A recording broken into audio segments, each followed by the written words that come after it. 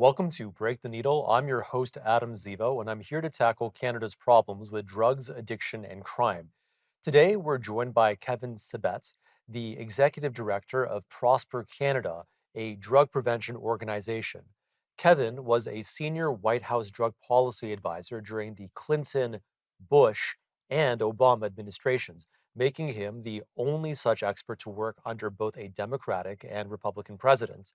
He and I are going to discuss the bad science behind psychedelic research because it turns out that dropping acid and mushrooms may not be the psychological cure all that some people want it to be.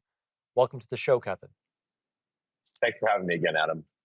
So, Kevin, some people say that the world, or at least the West, is experiencing a psychedelic renaissance. What assumptions about scientific rigor are baked into that phrase? Yeah, well, again, thanks for having me. I think there's so many, misconceptions about psychedelics, which, just I'll say at the outset, are drugs that do have promise for certain very specific uses, therapeutic uses under very specific circumstances. But once again, like in many other issues in the drug issue, people have, taken a mile having been given an inch. And really, if you think about where the research is, we're still under on the inches metric. When even you use the word renaissance, it implies some kind of high level, rigorous inquiry with an eye towards human flourishing. And based on what we've seen so far in the data, especially for the past decade or so, that's really not the case. Right now, actually, the situation is like we have for cannabis, which is we have big corporations and private equity firms pouring billions into drugs like psilocybin and ibogaine, and they're already pushing false claims to gin up market demand before any of those promises are validated. So, there is some promising research. I think we should look at it. But I worry that if we return to big tobacco's playbook of half-baked studies and junk science, and that we move into this era of profit over public health, that we're going to see more suffering than we need to. But I do think we can proceed cautiously. But the word cautiously is very important.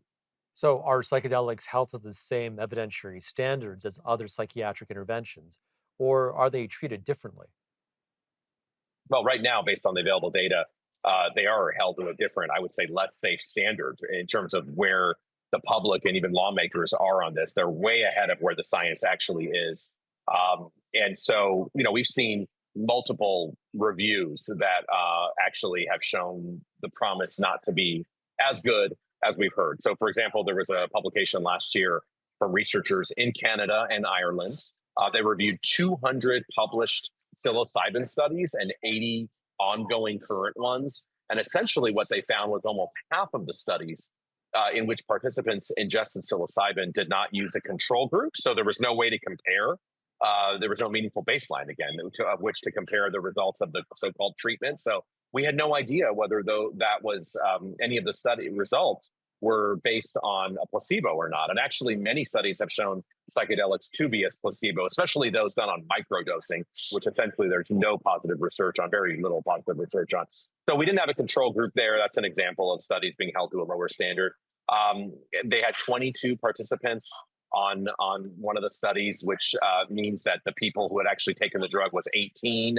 So this was not exactly a big study of thousands of people. And then about 40% of those studies in that Irish and Canadian review found that the results relied on self-reporting and questionnaires as their primary outcome assessment, which, I mean, that's not really that objective. I mean, especially if you ask drug users, are they doing well? Frankly, 85% of heroin users will say they're doing very well, even though their world's crashing around them. But, their brain is telling them this is great and they feel good. And so I worry about that with psychedelics as well. So that's a huge, and I would say the last issue about sort of when you look at a lower standard is the fact that almost half of the studies in this large review, again, of 200 studies and then dozens of current ones, half of them reported potential conflicts of interest, while 16% did not report whether they were conflicted or not. So that means that maybe up to two-thirds could have been conflicted. In other words, studies being funded by the industry, which is very, really not uncommon when it comes to this. Okay, well, when we get back from the break, we're going to go deeper into some of the methodological problems behind this low quality junk science so we can understand exactly how data is being manipulated or misrepresented. So we'll see you in just a few more minutes.